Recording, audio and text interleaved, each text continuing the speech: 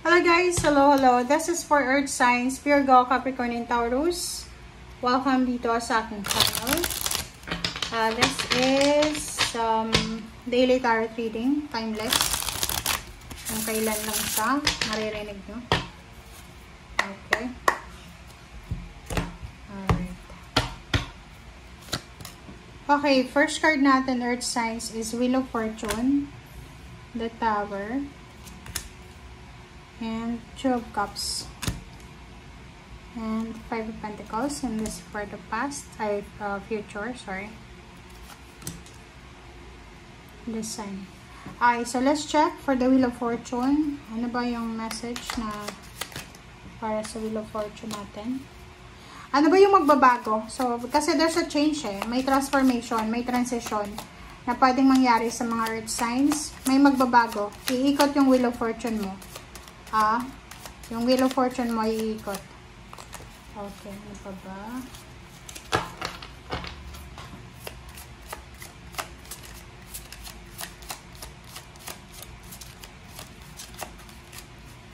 Wala. Ano ba yun? Eight of Swords. Oh, yun. So, ibig sabihin niya, there's an opportunity, may mga possibility tayo ngayon, Earth signs, na makalaya ka sa kung ano man na stagnation, is either financial, emotional stagnation, ganito. So, kung ano man ang rason na yan, na feeling mo entrap ka, stagnant ka, feeling mo hirap ka na makarecover, sinasabi ng bara sa'yo dito na huwag kang mag-alala kasi makaka-recover ka dyan. Okay, the Tower. Nakikita ko sure dito na medyo natatakot ka. You have something na emotion dito, fear. Natatakot ka na bumagsak. Like for example, may trabaho ka ngayon, natatakot ka mawalan ng trabaho. Or may pera ka ngayon, natatakot ka na mawalan ng pera. Okay, Two of Cups.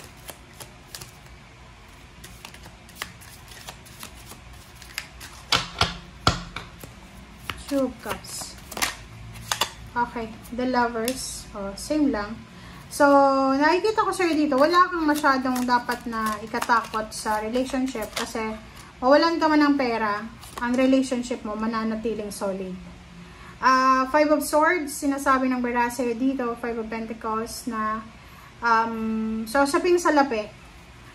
May problema ka sa pera ngayon or kung ano man yan na pinagdadaanan mo sa finances. Kailangan mong isuko. May kailangan kang i-give up para ma-resolve mo yung financial na problema. Diba? Sabi sa'yo dito, kailangan mong makamove on. May kailangan kang tapusin. Parang sinasabi sa'yo dito, Virgo, na may nagawa ka bang masama? Kasi yung financial problem na pinagdadaanan mo ngayon, maybe sa karma, sa bad karma from someone, or from something na ginawa mo. Judgment. Relationship, may posibleng desisyon na gagawin kayo sa relationship. It's either magpapakasal, makikipaghiwalay. It's either, nakikita ko na magle-level up yung relationship nyo. The Moon. Sabi ng Pentacles. So, yun.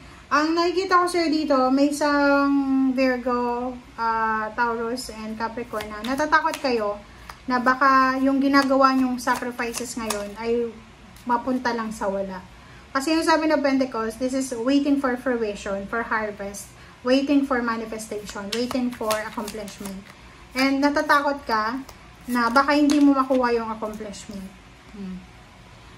Sinasabi ng baraha din sa inyo na natatakot din kayo na baka hindi matuloy yung pagbabago na sinasabi ng baraha, lalo na sa overall na pamumuhay mo.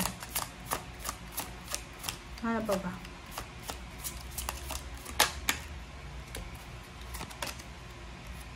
Okay, so Two of Swords.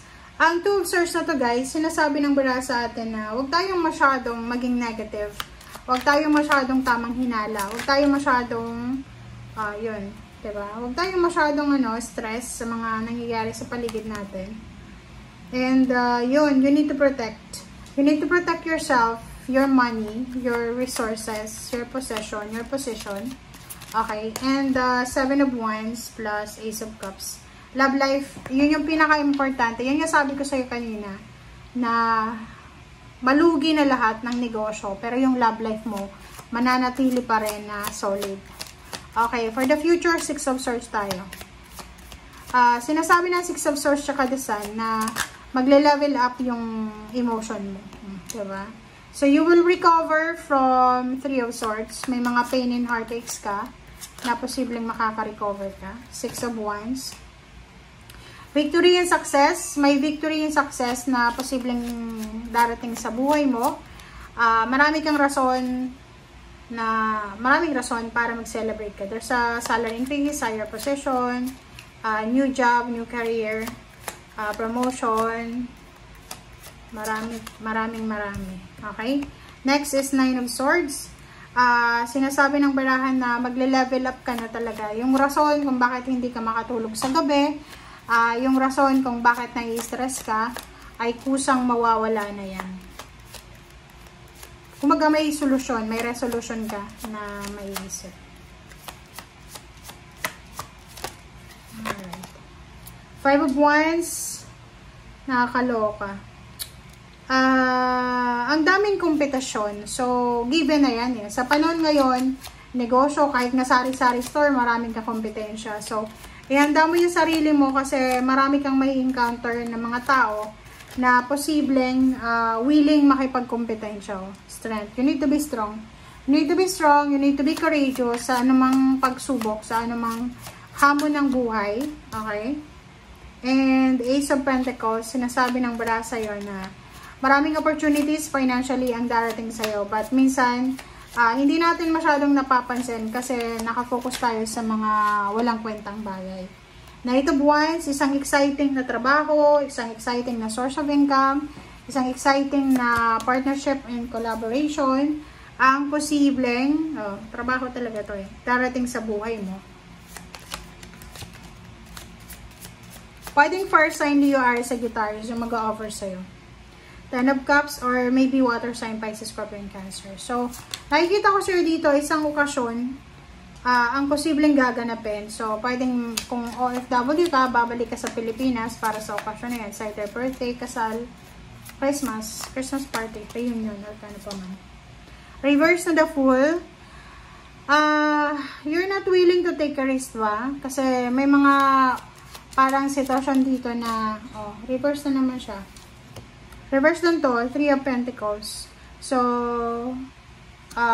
meron dito na Earth signs, Virgo, Capricorn, Taurus na wala kayong balak magnegosyo or ayaw nyong makipag-collaborate, ayaw nyong makipag-cooperate ba? Or ibang tao ba yan na ayaw makipag-cooperate sa inyo?